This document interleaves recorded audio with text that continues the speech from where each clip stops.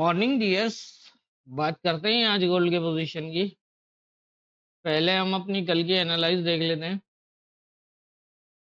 कल हमने जब गोल्ड को एनालाइज किया तो 26-55 के आसपास था और हमारी एनालाइज कुछ इस तरह थी कि अगर इस एरिया को स्टे करता है और ऊपर चला जाता है तो वेट करिएगा 26-67 का एरिया। और यहाँ से काफी हद तक चांसेस होंगे रिजेक्ट होने के।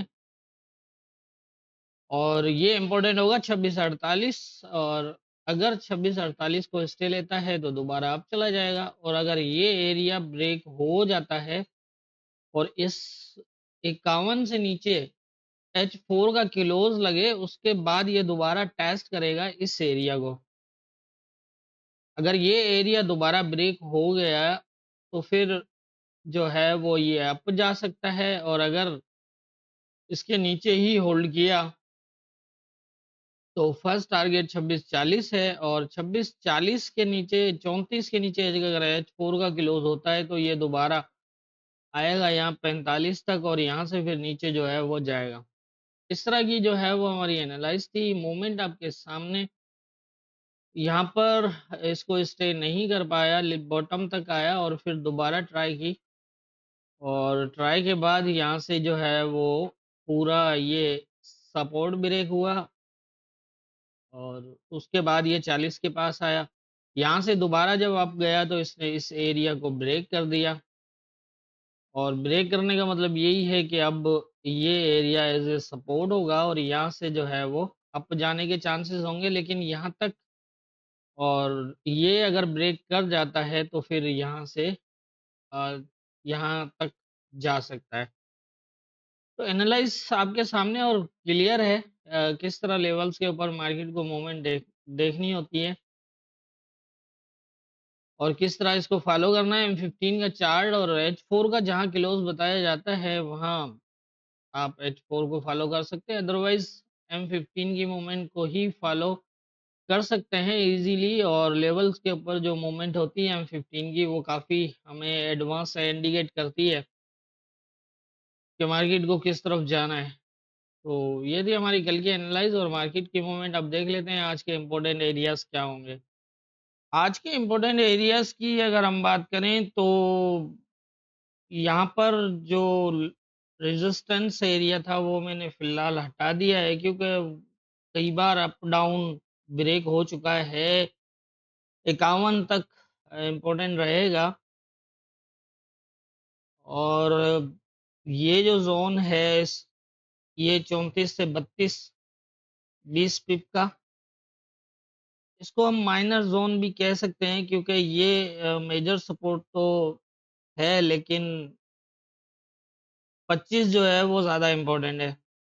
आज वीकली क्लोज है, कोई बड़ी मूव लग सकती है, इसलिए थोड़ा-सा इस तरह किया है कि आसानी रहे। हो सकता है कि इस एरिया से जो है वो ये दोबारा बुलिश हो, और यहाँ से फिर जो है वो अगेन एक नया सेटअप बन सकता है, या फिर यहाँ से बन सकता है, क्योंकि प्रीवियस जो मूव्स हैं यहाँ की इन एरियाज़ से वो काफ़ी स्ट्रॉन्ग है, तो इसकी वजह से हो सकता है कि इन दोनों एरियाज़ में से कहीं से जो है वो ये अपना बुलिश सेटअप बना सकता है, इसलिए मैंने थोड़ा-सा इस तरह लेवल्स लगाए हैं। अब ये ऊपर की अगर रेजिस्टेंस की बात करें, तो नीचे ये सपोर्ट्स इसी तरह से ब्रेक करता हुआ ही जा रहा है। यहाँ पर भी एक सपोर्ट बनती है, उसको भी इसने ब्रेक किया है। तो इस जा तो रहा है बुलिश, लेकिन ये वन शॉट जो है वो नीचे भी आ सकता है।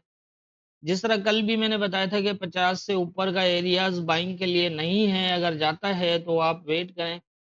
रेजिस्टेंस एरिया देखें और सेल देखेंगे तो ज़्यादा बेहतर है। और यहाँ तक 40 तक मैंने बताया था, और 40 से नीचे जो है वो आप सेल ना करें।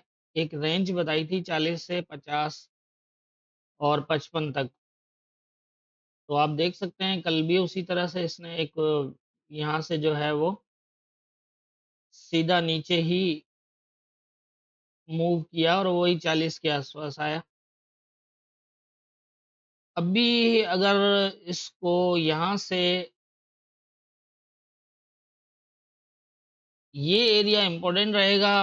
प्रीवियस तो ब्रेक है, ये भी पहले ब्रेक छोड़ के आया है और ये मूवमेंट आज इम्पोर्टेंट रहेगी एरियाज के ऊपर। अगर तो ये इस एरिया को टेस्ट करता है यहाँ तक, मतलब यहाँ से अगर रिजेक्ट होता है, ये एरिया अगर इससे ब्रेक ना हुआ, तो फिर इस तरह की ही पोजीशन बनने के चांसेस होंगे। पहले ये होगा और अगर ये ब्रेक होता है तो फिर यहाँ तक आ सकता है इस तरह।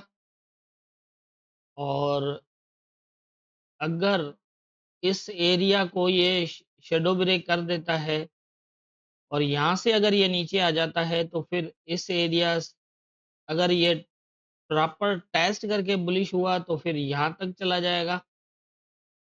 और अगर ऐसा हुआ कि ये इस एरिया को ब्रेक करे और उसके बाद ये नीचे आए और इसको भी अगर ये ब्रेक कर दे और ब्रेक करने के बाद अगर ये ऊपर जाता है तो फिर 60-61 तक शायद जाके ये इस तरह मूव कर देगा। नीचे का मैंने बता दिया आपको, 34 से 32 का एरिया है, एक छोटा-सा ज़ोन बनता है और 25 इम्पोर्टेंट है। 25 से ज़्यादा सेल होल्ड करना मेरे ख़्याल में बेहतर नहीं होगा। हो सकता है इस एरिया को ब्रेक कर दे ये, लेकिन ये फिर दोबारा अपसाइड रीटेस्ट के लिए जाएगा। और ऊपर की साइड ये 68 से ऊपर का एरिया बाइंग के लिए नहीं होगा। अगर ये ऊपर जाता है तो यहाँ से रेजिस्टेंस कहीं से भी इस रेजिस्टेंस एरिया से या इससे जो है वो रिजेक्शन के ज़्यादा चांसेस होंगे और एक बड़ी मूव लग सकती है, क्योंकि ये नीचे की सपोर्ट यहाँ तक बनती है, ये भी ब्रेक की हुई है, ये भी ब्रेक है और ये वाला एरिया है जहाँ आके मार्केट रुक सकती है।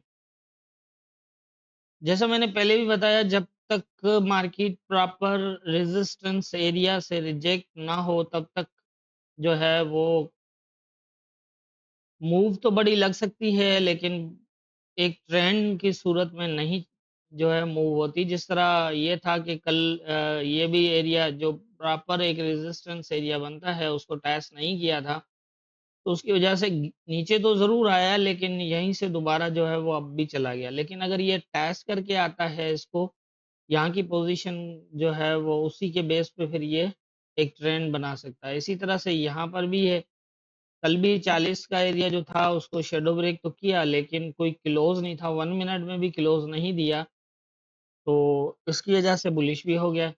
तो इस तरह की पोज़ीशन है, मार्केट हमेशा ट्रेंड जो है वो लेवल के ऊपर ही बना सकती है। जिस तरह यहाँ पर आप देखेंगे कि ये 25 को टेस्ट किया 1 मिनट, यहाँ भी जो है वो कोई क्लोज़ नहीं दिया था, तो यहाँ से जो है वो एक ट्रेंड बना के मार्केट ने मूव किया।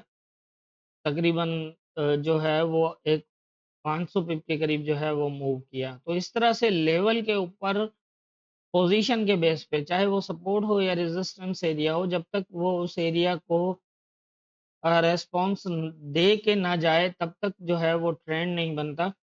फिर चाहे वो ब्रेक हो या फिर टेस्टेड हो, फिर मूव उसी हिसाब से होती है। अगर टेस्ट है तो फिर ज़्यादा एक रेजिस्टेंस एरिया जब टेस्ट है तो फिर ज़्यादा सेल होने के चांसेस होंगे और अगर ब्रेक है तो फिर नीचे के लेवल से दोबारा अप आने के चांसेस होंगे। इस तरह से होगा, लेकिन वो भी वहाँ से आ पाएगा जो एरिया उसके ब्रेक ना हो। तो ये यहाँ का एरिया काफ़ी इम्पोर्टेंट रहेगा 67 से लेकर, और ये जैसे मैंने बता दिया इन एरियाज़ के अंदर, और फिर आज वीकली क्लोज़ है इसलिए अनएक्सपेक्टेड मूव लग सकती है। तो इसलिए ख़्याल रखिएगा लेवल्स के ऊपर, मार्केट को प्रॉपर देख के ही मूवमेंट को जज करके ईज़िली आप अच्छी ट्रेड कर सकते हैं। मेरा ख़्याल है कि कोई मुश्किल नहीं है, लेवल तक वेट करें और लेवल की पोज़ीशन के बेस पे अपनी एंट्री लेंगे तो ज़्यादा बेहतर है। हमारे मेथड के अंदर लेवल्स के ऊपर अगर ये बाय भी हुआ है तो हमें एडवांस में ही पता है कि ये यहाँ से रिजेक्ट होगा। अब रिजेक्ट होने का मतलब ये ना कि ये एक रेजिस्टेंस ज़ोन है जिसको इस पहले ब्रेक छोड़ा हुआ है। ये भी एक रेजिस्टेंस ज़ोन है, इसको भी इसने ब्रेक छोड़ा हुआ है। ये तो टॉप है, इसको तो हम कुछ नहीं कह सकते। लेकिन इनमें से किसी एरिया से, क्योंकि ये ब्रेक है तो ये यहाँ तक भी जा सकता है, लेकिन यहाँ से ऊपर जाना इसके लिए इतना आसान नहीं होगा। अगर ये थोड़ा बहुत अब गया भी, यहाँ तक जाता है या यहाँ तक भी जाता, तो ये एकदम आ जाएगा नीचे। फिर इसको अपनी जो नीचे की पोजीशन जो इसने यहाँ मूवमेंट की हुई है, वो पूरी जो है वो मूव करने के बाद अप साइड मूव कर सकता है। तो इसी तरह से जो है वो हमारे लेवल एडवांस ही काम करते हैं, एडवांस ही इंडिकेट करते हैं लेवल्स के ऊपर। मार्केट की मूवमेंट के हिसाब से M15 को फॉलो करें, ज़्यादा बेहतर रहेगा। इसकी मूवमेंट्स के हवाले से मैंने लाइव सेशन में कई बताया हुआ है, कई इसके सेटअप बताए हुए हैं कि लेवल्स के ऊपर अगर इस तरह M15 जो है वो अपनी मूवमेंट बनाता है तो आगे क्या चांसेस होंगे।